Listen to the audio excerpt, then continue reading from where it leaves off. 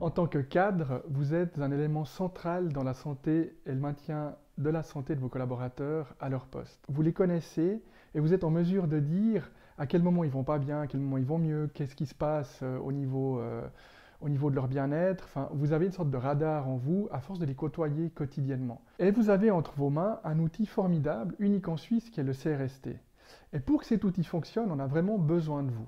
Imaginons que sur une ligne de temps, qui est ici, il y ait à un moment donné, en dessus de cette ligne, vos collaborateurs qui sont à leur poste. Et en dessous, qui ne sont plus à leur poste, parce qu'ils sont malades, parce qu'ils ont une absence, etc. On sait que, en général, les gens vont bien, mais il se peut qu'à un moment donné de leur carrière, de leur vie, etc., le moral baisse, ils ont un souci, ils commencent à un certain niveau, et il peut se passer ce qui se passe, une baisse de morale, ou enfin, on ne sait pas trop. Et puis à un moment donné, ils commencent à avoir des absences perlées.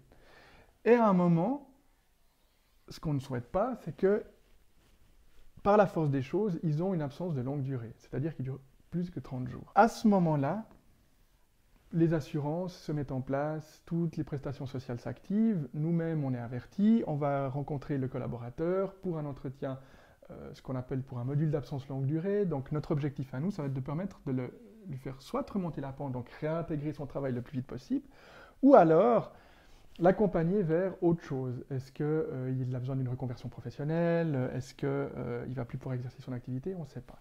Mais on les accompagne là. On les accompagne aussi à ce niveau-là, dans un module qu'on appelle module pour les absences perlées. Là, on a besoin de votre regard, par exemple, parce que c'est vous qui détenez les informations que ce collaborateur a été absent plus de 3 fois, ou la 4e fois, etc. Vous avez un doute, qu'est-ce qu'il faut faire, etc. À ce moment-là, vous pouvez activer un suivi. Un suivi qui va lui permettre de limiter ces absences de longue durée et bien entendu d'éviter cette fatalité-là. Et en amont, on a mis en place quelque chose qu'aucune autre entreprise n'a mis en place en Suisse.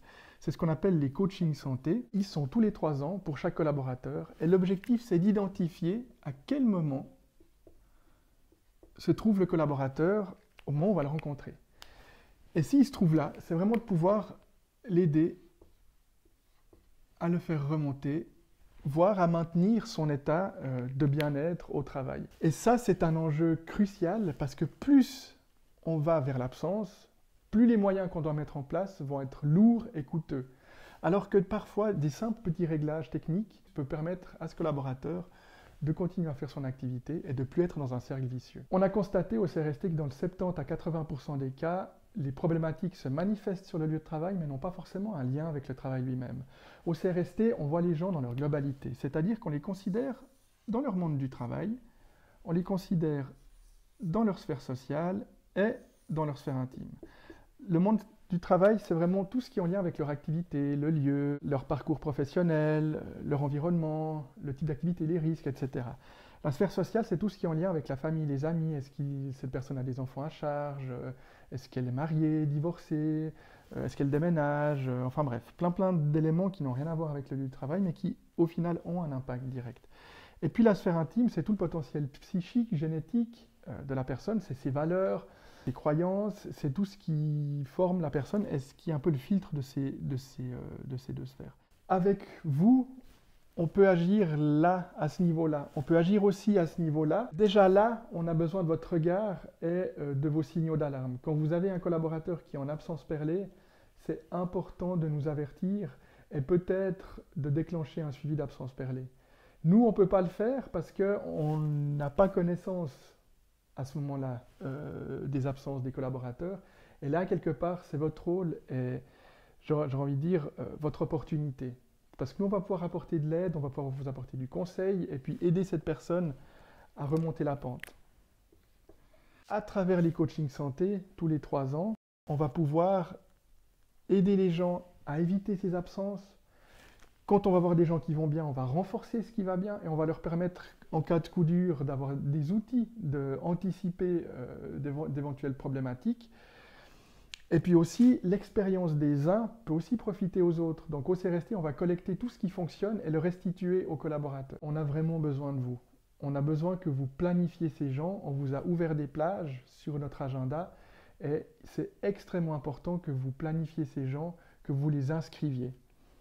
Sans vous, on ne peut rien faire à ce niveau-là. Au niveau des coachings santé, nous voyons tous vos collaborateurs chaque 3 ans, tous les 3 ans. C'est-à-dire que entre, il y a la ligne santé. Et la ligne santé permet justement de faire le lien entre ces 3 années. La ligne santé agit comme personne de confiance dans les institutions, mais c'est bien plus que ça.